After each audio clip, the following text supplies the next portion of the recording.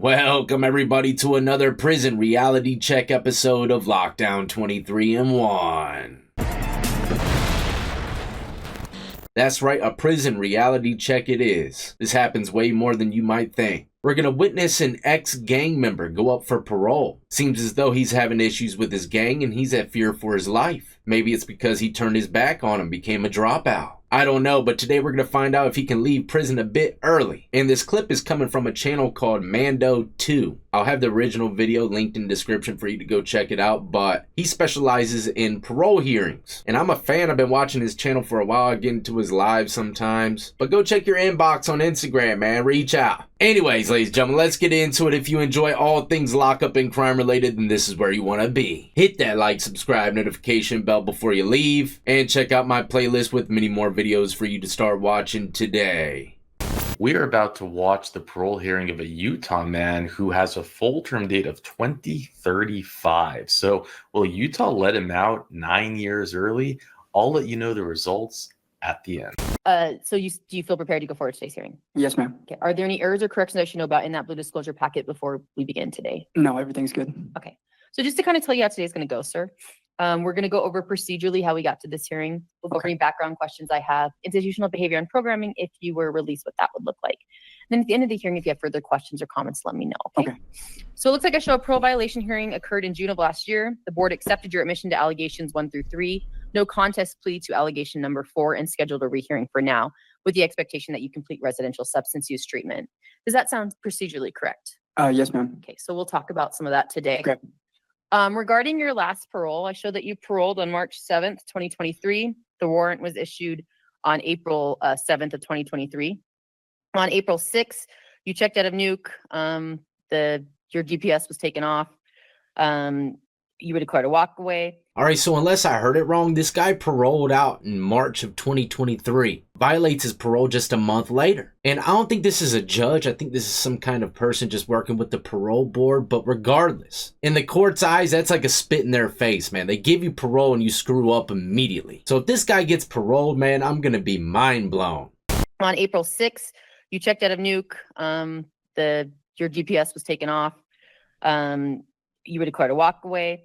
On April 9th, officers were dispatched to a parking lot of a local business to address a domestic violence situation. Mr. Willis had been the aggressor in the incident, and he had a small amount of blood on his face. The other individual had likely fought back against Mr. Willis. He was a fugitive. He had a fugitive warrant. An officer located Suboxone on him at the jail.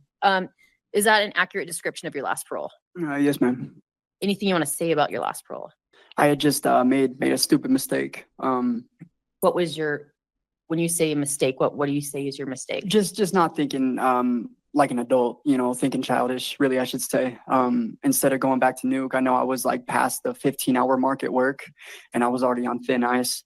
So instead of calling them and letting them know what's really going on at work, I decided to leave and just make a really bad decision. So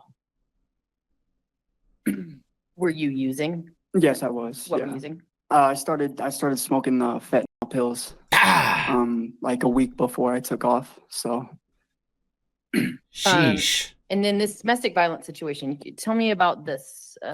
With who was the? It's really embarrassing. It's honestly an ex-girlfriend of mine. We were arguing and the only I hurt myself. Like I was hitting myself in the face, to be real. But never put hands on her and she never put hands on me. That's the reason I had blood on my face, is because I was hitting myself. I was losing my mind. Don't say that. When you say you were losing your mind, why were you losing? Well, because I just took off and I had forgot. Like I made a promise to my son. I wanted to see my son, and I was just really upset. And I was high and just not thinking correctly in the moment.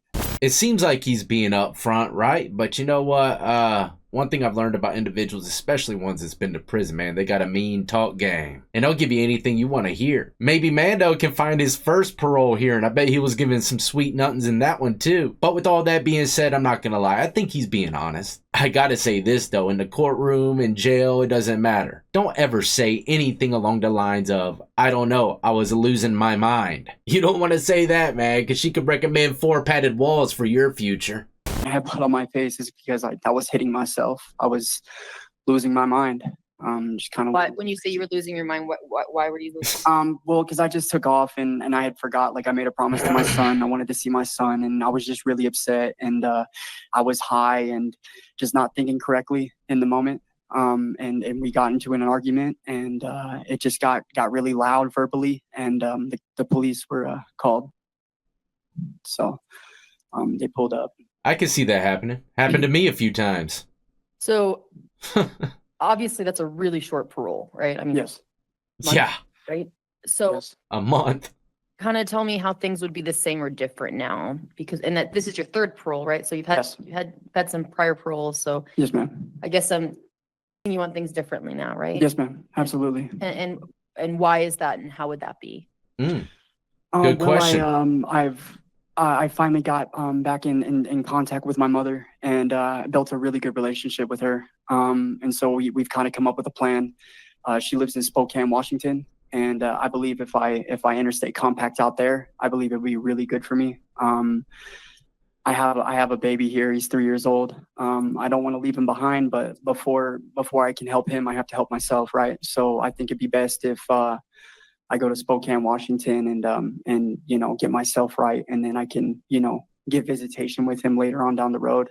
My mother wants me to complete a rehab out here before I go out there, and so I got a letter of acceptance to Valley Mental Health Epic Residential Abuse 4 to 6 month program. Here's the letter right here. And I'll have the Well, at least he has a game plan, which is a lot more than what most guys have going into these parole hearings. A lot of guys come in there with nothing, just saying, look, I promise you, if you give me one more chance, it will never happen again. You'll never see me in here, and if you do, you can give me all my time back. But this guy, he comes in, it seems like he has, like I said, a game plan. He has family backing him up. He has a program waiting for him, has a bed open. This is exactly what they like to see in the parole hearings. The only thing that's going against him right now is how soon he violated. I'm really teetering with that one, man. I think that's what's really going to give him a denial. Also, some people might be wondering what's an interstate compact. That's where you transfer your probation or parole or move to a different state. Sometimes your parole or probation officer won't allow it, but they have to follow protocol if the judge orders it. So he's trying to get a couple things done here today, if you're to ask me. Not only parole, but this transfer to another state. the sergeant make a copy of that. Okay, thank you. And so, yeah, I got in touch with them, and they said as soon as I get a date or anything like that, then they'll have a bed ready for me. So. And I think that's very good. That it sounds like you've looked into treatment, that you're already taking proactive steps. That's good. Mm-hmm. Can I say one more thing? I'm sorry. The reason I wasn't able to do any substance abuse program at the prison is because I can't go to population. I'm in really bad standing with my ex gang. So I obviously was going to ask, Yeah. you're in Orange. Yes. Is that because of disciplinaries, safety issues, or both? Safety. Okay. Yeah. And so it sounds like I'm guessing, dropped out of your gang. Well, yeah, I have a bad name with like the Polynesians, and it's just a really bad situation for me. I'm really not safe in Utah anymore, so that's another reason why I want to leave. I mean, I had my jaw broken April 10th of last year, 2 days after when I went to jail. So I had my jaw wired shut. I was in the infirmary for like 3 months. So if I go back to population, I'm sure the same thing will happen again. Jaw broken. That is one of the worst things I can only imagine to go through. I never had mine broken, but I've seen people go through it, not to mention teeth go through lips. Man, oh man, those guys definitely ain't eating no shebangs. But this is typically what happens when you become a dropout or leave the gang. A lot of people don't like it, and the next thing you know, you got a green light on your head, man, getting attacked at any given time. He knows it too. He goes to general population, man. They're going to recognize his face. But I'm at the edge of my seat wondering if he's actually going to get this parole or not. You said you had your jaw broken in last year. Yes, yeah, I got my tooth knocked out. And, Do you still have issues because of that, or? A little bit. I have metal plates in my chin and right here, and sometimes when I eat, it kind of grinds a little bit. But other than that, it healed pretty well. Yikes. So You talked about Shnikes. substance use being something that was a contributing factor to maybe having issues on your last parole. Yes. Is that accurate? Yes, ma'am. So how would you describe your current attitude towards substances? I'm just honestly, I'm fed up. I've been doing this for too long. I'm 27 years old now. I'm grown. I'm a man now, so it's just time to put away childish things. And I think, you know, I understand why people get high if they have like mental trouble, but that's just not the correct route to go. You know, there's better things. You know, seek out therapy, or seek out like a mental health program like I seeked out. I don't see eye to eye with it anymore. There's, you know, my teeth are starting to pull out my teeth. You know, I'm done living reckless and childish. It's just time to grow up. Like I said, I have a 3-year-old boy that absolutely needs me. And, you know, my father, I never met him. He's been in prison, you know, and I used to tell myself I'd never be like him. And I'm the spitting image of him, and I'm not trying to be like that anymore.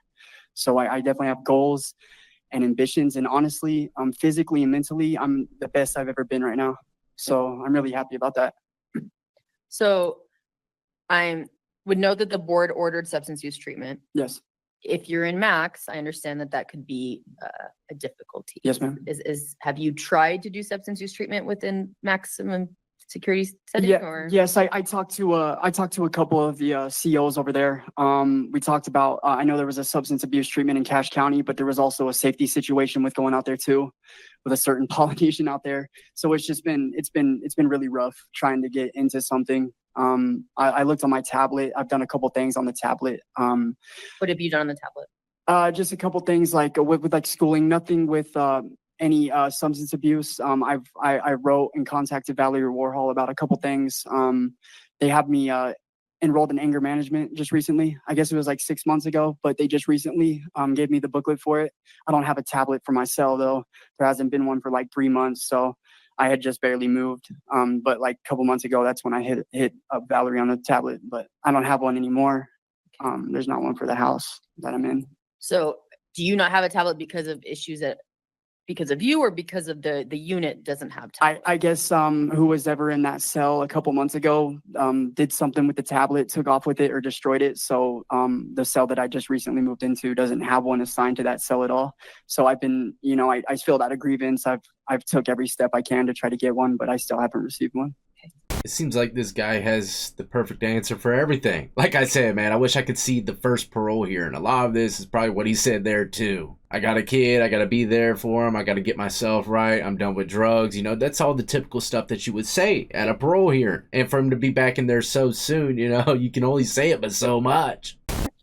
All right, so those are all of my questions. From here, I'm a hearing officer. The board ultimately decides. They're made up of 5 members. 3 of them have to come to one decision. That's the decision of the board. Should get that in writing within 2 to 4 weeks.